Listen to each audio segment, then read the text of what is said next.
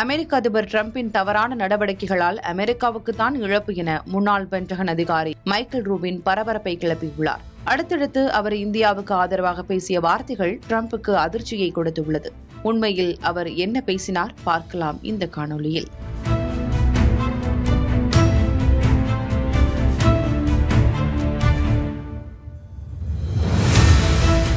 சமீபத்தில் இந்தியாவிலிருந்து இறக்குமதி செய்யப்படும் பொருட்களுக்கு 25 விழுக்காடு வரி விதித்து அதிர்ச்சி கொடுத்தார் அமெரிக்க அதிபர் டிரம்ப். அதே சமயம் ரஷ்யாவிலிருந்து கச்சா எண்ணெய் வாங்கினால் கூடுதல் வரி விதிக்கப்படும் எனவும் எச்சரித்திருந்தார். இதனை பொருட்படுத்தாத இந்தியா ரஷ்யாவிடமிருந்து கச்சா எண்ணெய் கொள்முதல் செய்ததால் ஆத்திரமடைந்த டிரம்ப் மேலும் 25 விழுக்காடு கூடுதல் வரி விதித்து மீண்டும் அதிர்ச்சி கொடுத்தார். இதனால் இந்திய அமெரிக்க உறவில் விரிசல் ஏற்பட்டுள்ளது.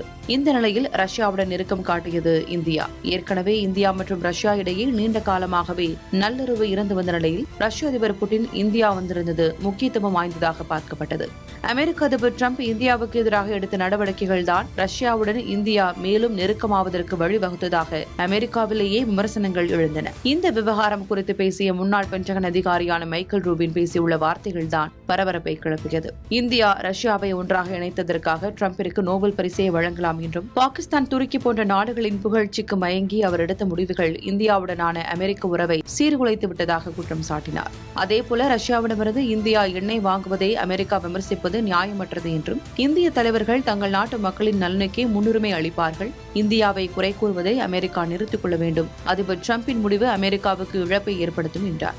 இவரது பேச்சு அமெரிக்கா முழுவதும் அதிர்வலைகளை ஏற்படுத்தியது. இது ஒருபுறம் இருக்க, மற்றொருபுறம் இந்தியாவுக்கு எதிராக நடவடிக்கை எடுத்ததற்காக பிரதமர் மோடியிடம் டிரம்ப் மன்னிப்பு கேட்க வேண்டும் என அமெரிக்க பிரபல பாடகி மேரி மில்பர்ன் தெரிவித்திருக்கிறார். இதுகுறித்து பேசிய அவர், இந்திய பிரதமர் மோடி மிக முக்கிய அரசியல் தலைவராகவும் அதிக செல்வாக்கு மிக்கவராகவும் திகழ்கிறார். அதை யாராலும் மறுக்க முடியாது. இந்தியாவுக்கு எதிராக டிரம்ப் எடுத்துள்ள நடவடிக்கை மிகவும் கொடுமையானது. பிரதமர் மோடியை அதிபர் டிரம்ப் அமெரிக்காவுக்கு வருமாறு அழைப்பு விடுத்து இரு நாடுகளுக்கு இடையேயான உறவை மீண்டும் சரி செய்ய வேண்டும் என அறிவுறுத்தினார். இந்த விவகாரத்தில் அதிபர் டிரம்பின் முடிவு என்னவாக இருக்கும் என்பதை பொறுத்திருந்துதான் பார்க்க வேண்டும்.